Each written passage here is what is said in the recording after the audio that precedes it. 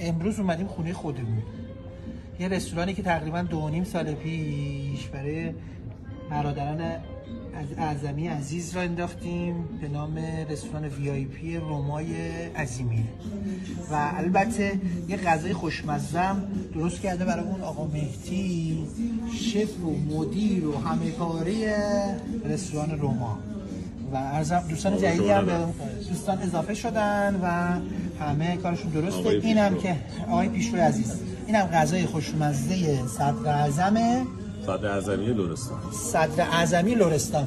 یه مقاومتی داشتم اینو درست نکنم، اینو برای خودشون درست کردن. من اینو اعتراف کنم.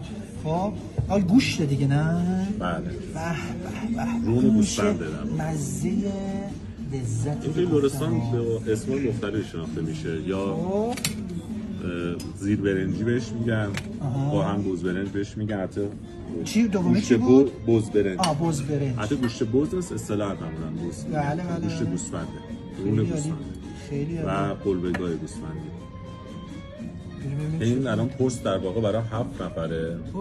بچه 7 نفره میخوام و 3 کیلو نیم در واقع گوشت رون گوسفنده. 3.5 کیلو. و نیم کیلو هم در واقع. این الان 3.5 کیلو کیفش ببرید.